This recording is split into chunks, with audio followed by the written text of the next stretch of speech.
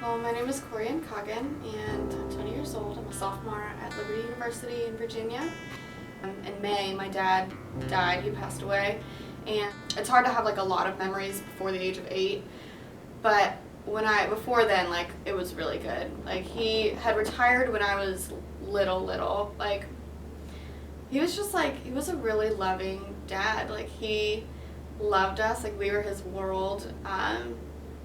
And I remember like he would play Barbies with me, and he would do anything. Like I honestly had him wrapped around my finger. It was really cool. But after he got sick, he changed a lot.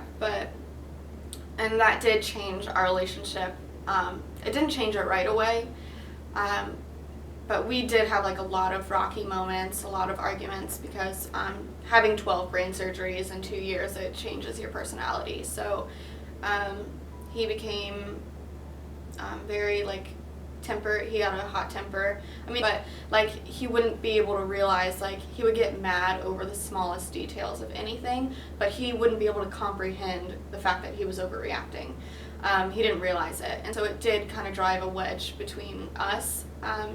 But there were also the sweet moments where he would take me shopping, and like we would just have daddy-daughter days, and he, no matter what, like he always showed affection to us.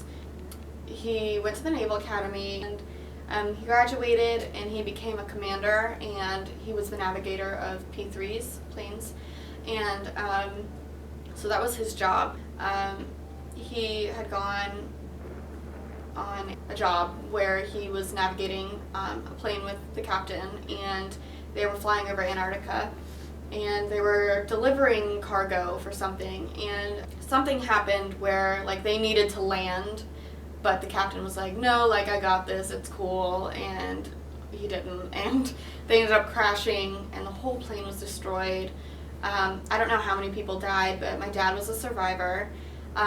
He walked out with maybe like a broken bone and some bruises, and that was it, so it was a blessing. But nobody caught anything internally, like they just said he was fine.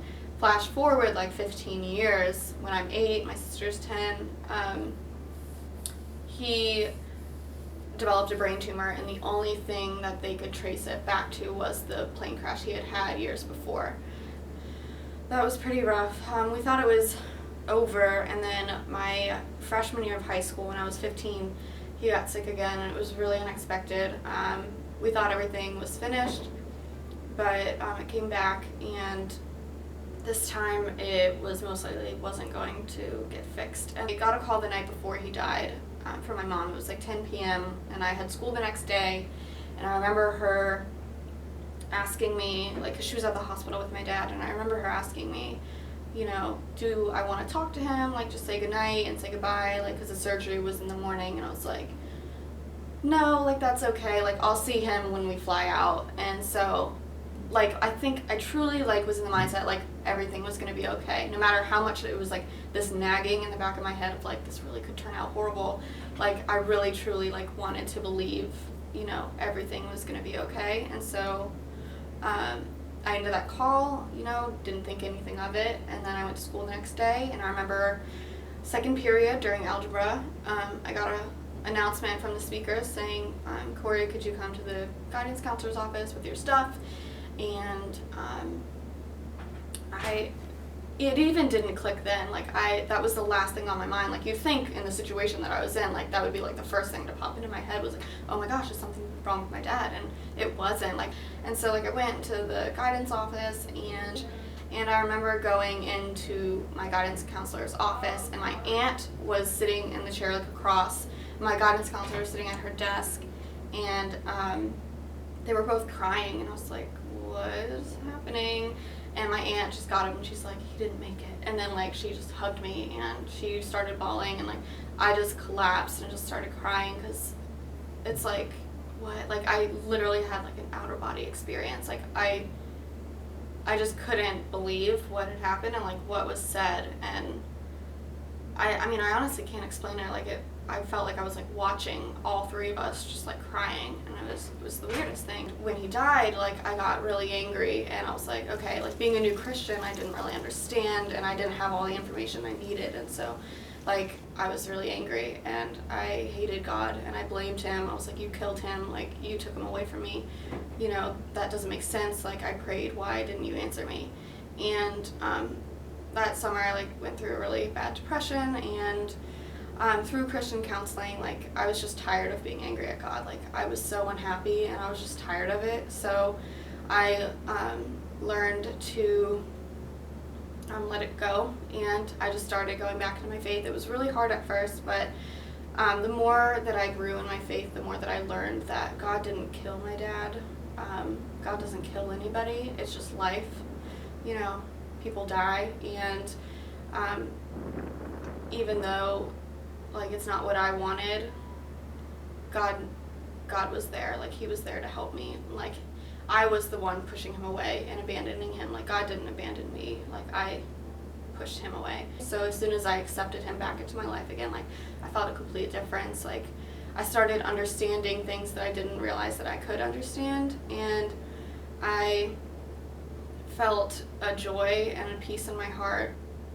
It's made me realize things about my dad that I don't think I would have if he was alive. He had, because he had short-term memory loss, so he, like, would forget things all the time. He has, in here, all of our cell phone numbers written down, and he has his own cell phone number written down because he could never remember his own. So I always laugh at that because he had to carry around everybody's numbers instead of just looking in the phone, because my dad was old-fashioned like that. Even to this day, like, I still don't understand why God allowed my dad to happen. But because of that experience, I've grown a lot closer to God, and I have learned and I've searched more. And I've given God more of an opportunity to prove himself to me and prove his love for me.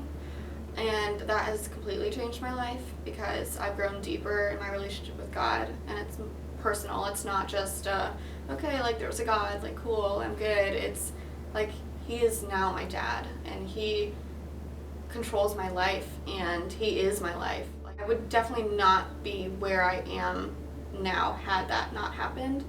And, you know, a lot of people would ask, like, if you could go back, like, would you want your dad to be alive still?